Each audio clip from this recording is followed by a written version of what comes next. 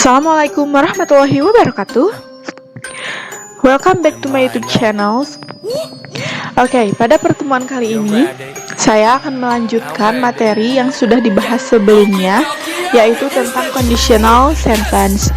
Nah, pada pertemuan kali ini saya akan menjelaskan tentang fungsi lain dari if clause atau conditional sentence. Mari simak penjelasan berikut ini. Yang pertama, fungsi pertama, if clause ditambah reminder. If clause dapat menunjukkan suatu peringatan. Conditional sentence ini digunakan untuk mengingatkan tentang suatu konsekuensi yang harus dilakukan akibat dari suatu kejadian. Nah, rumus untuk if clause reminder ini yaitu if ditambah simple present ditambah have to or has to or must ditambah simple present. Nah, untuk contohnya, yang pertama, if you want to pass this test, you have to study hard. Jika kamu ingin lulus ujian ini, kamu harus belajar lebih keras. Yang kedua, if you don't wanna be late, you must be go earlier. Jika kamu tidak ingin terlambat, kamu harus pergi lebih dulu. Nah, contoh tersebut menunjukkan kalimat yang mengingatkan tentang sesuatu atau konsekuensi yang harus dilakukan akibat dari suatu kejadian.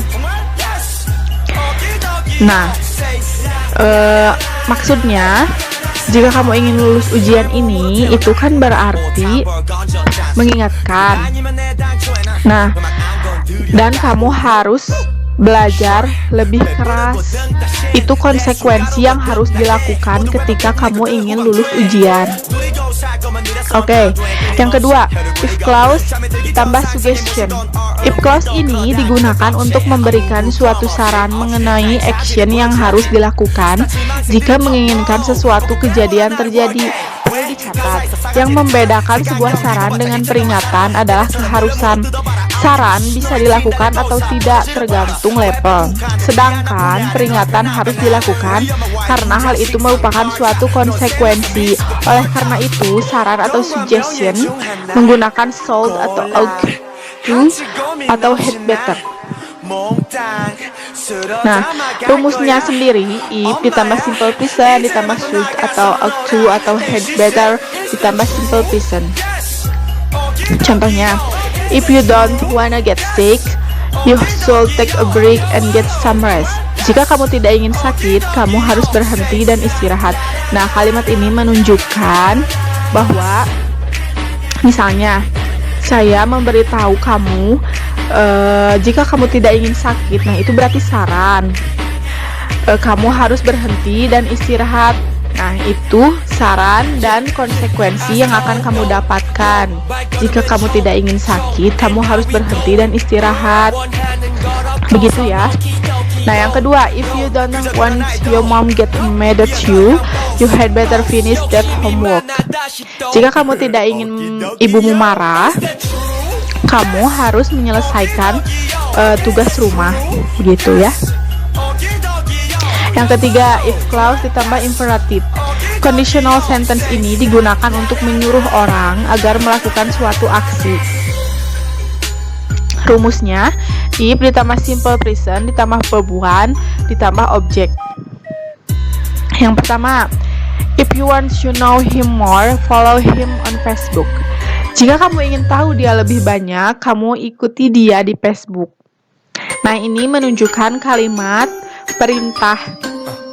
Yang kedua, if you don't wanna get wet, get the umbrella. Jika kamu tidak ingin kebasahan, bawalah payung itu. Dan yang ketiga, if you don't wanna be late, get ready soon. Jika kamu tidak ingin terlambat, cepatlah bersiap-siap. Ini sama ya, menunjukkan atau menyuruh orang tersebut melakukan aksi yang kita suruh. Yang keempat, if clause ditambah General truth. Pada dasarnya, fungsi ini sama dengan fungsi tipe 0 yang telah dijelaskan sebelumnya, namun tipe 0 juga dapat digunakan untuk kebiasaan, sedangkan fungsi ini hanya fakta. Selain itu, kita dapat menggunakan simple future untuk main clause-nya.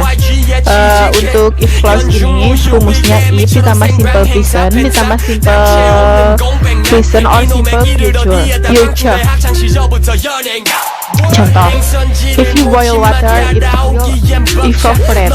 Jika kamu merebus air, air itu akan menguap. Nah, ini sebenarnya sama dengan conditional sentence tipe 0. Tapi yang if clause ini hanya menyatakan fakta saja.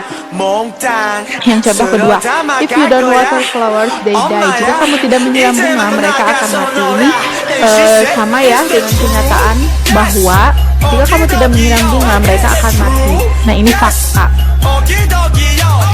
Yang kelima, if clause ditambah dream.